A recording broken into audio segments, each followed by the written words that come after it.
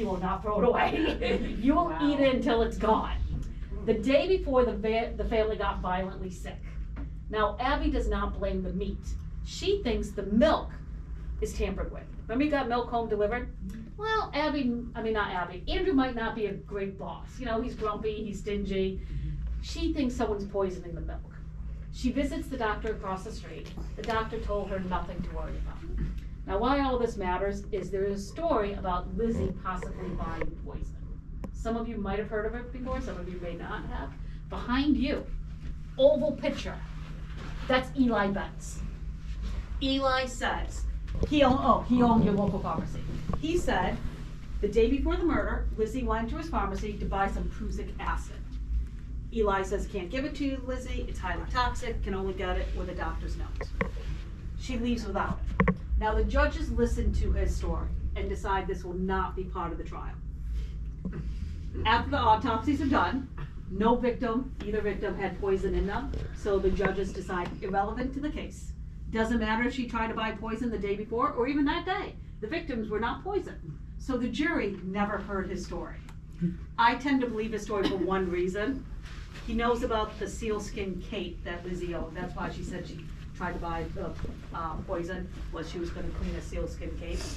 How would he know about the cape unless Lizzie mentioned it? We do know she owned one because she wrote letters to her friends about her father giving her one, so I tend to believe his story.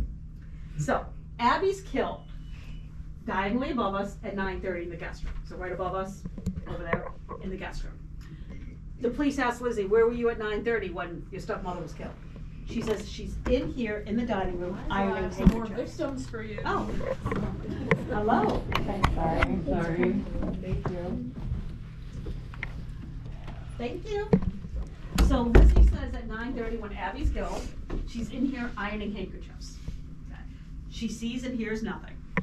Okay. She doesn't hear someone come into the house. She doesn't hear a woman scream, fall, house rattle.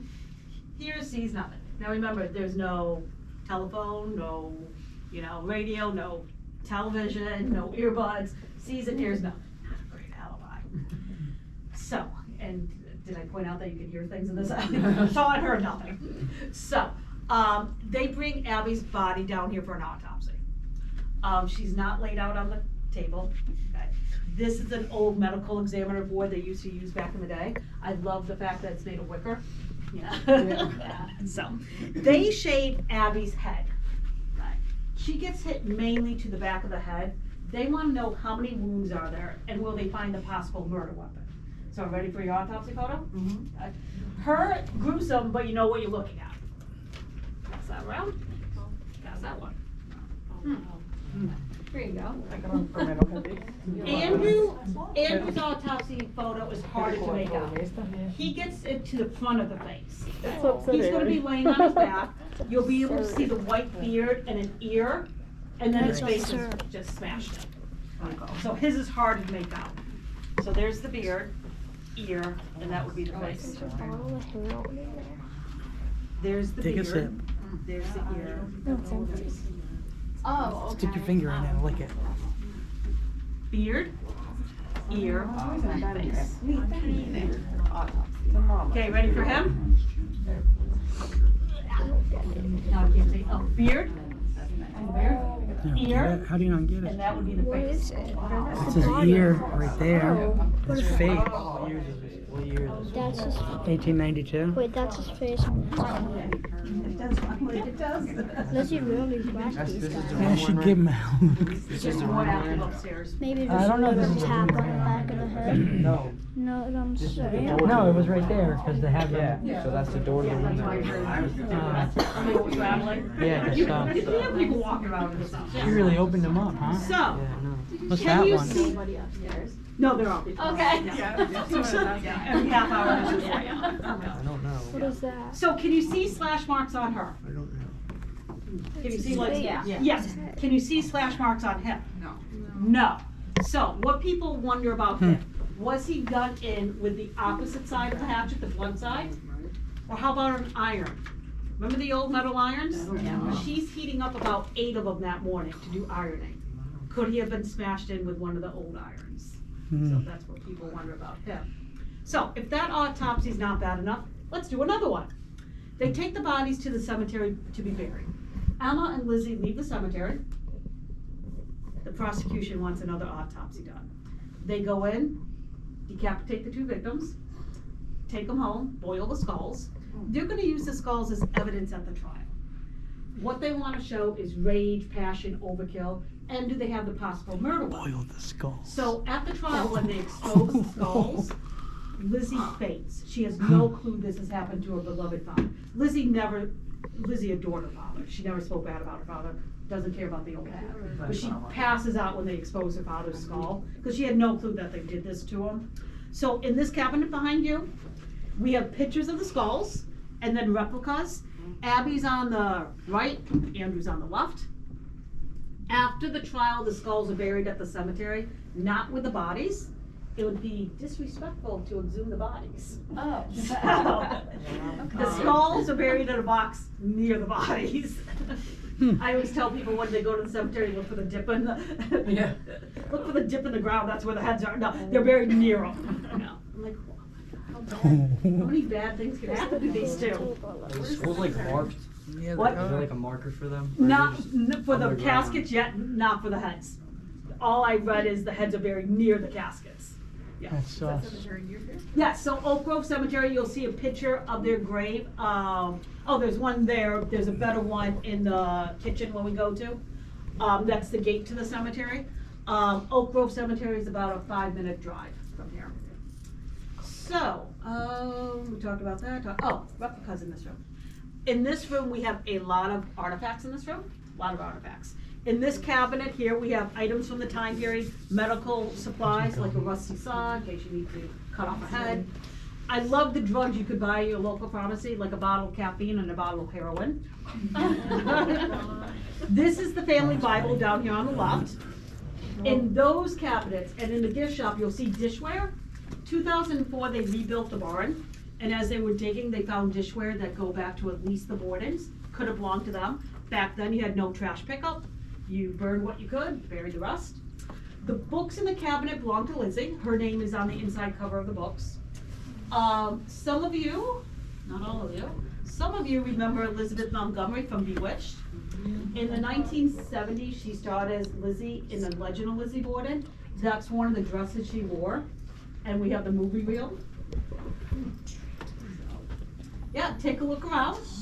When you guys are done in here, we'll meet in the sitting room and meet Andrew. Which way is that? Through here? This door. Oh, okay. Yep, we'll take a look around, a lot of stuff in the cabinets in this room. And the other room.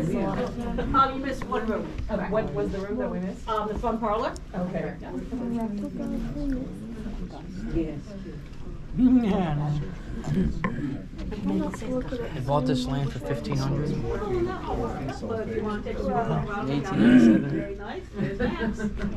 You will hear about that in the basement. $1,500, huh? That's crazy, isn't it? Yeah, let's go. All right, let's see an opening.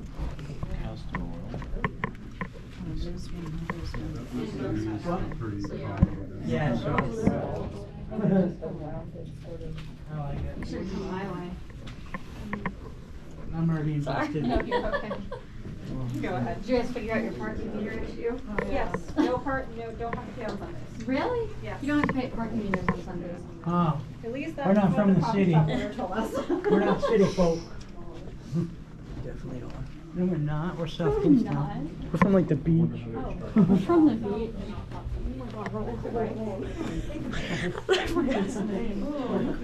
This guy.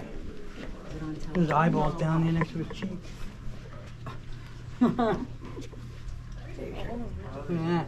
No, He's like jelly. I don't think so.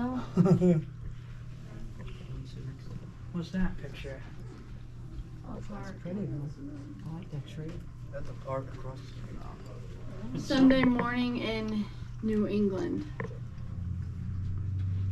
A lot more land here, huh? Yeah.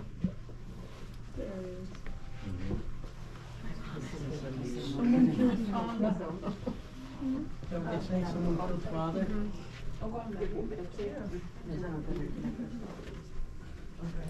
Who is home without a father? Oh, what is home without a father?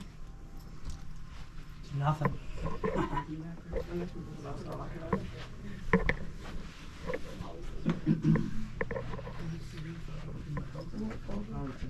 Oh, no, ask. So, after their delicious breakfast that morning, Andrew leaves the house around 8:30. He's gonna go conduct business. He collects rent on his rental property and he's on the Board of Civil Banks. Around 15 minutes later, supposedly, Uncle John leaves. He's gonna go visit relatives in town. They agree they will come back here for the new meal. That was your big meal of the day. Andrew arrives back around 10:40, comes to the front door, speaks to Lizzie. Asks Lizzie, where's your stepmother? She said the old hag went out. She said, Abby got a note from a sick friend and went to see that There's a sick picture friend. of Lizzie over there. He's like, okay. Now what I'm about to say will make sense to you once you Over see the there. second floor. Okay? There's 2 staircases in this house.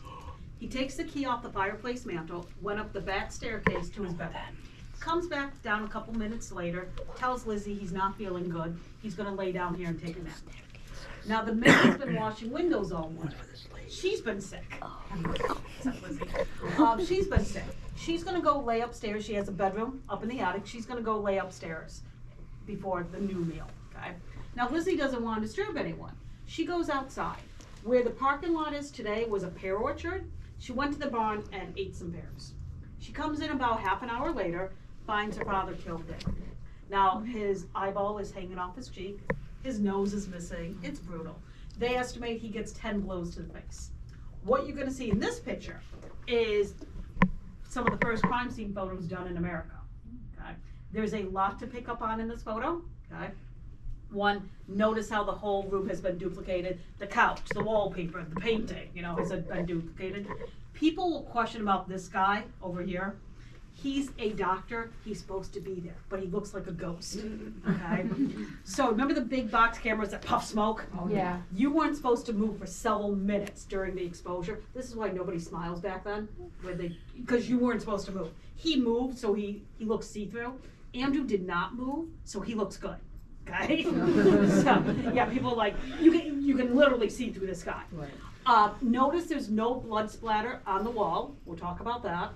And is there a black overcoat next to his head? And we'll talk about that. Okay? So, I don't know who wants to just start passing around. While you guys are passing that one around, I'll show you some other pictures. Over on the bookcase mantle are pictures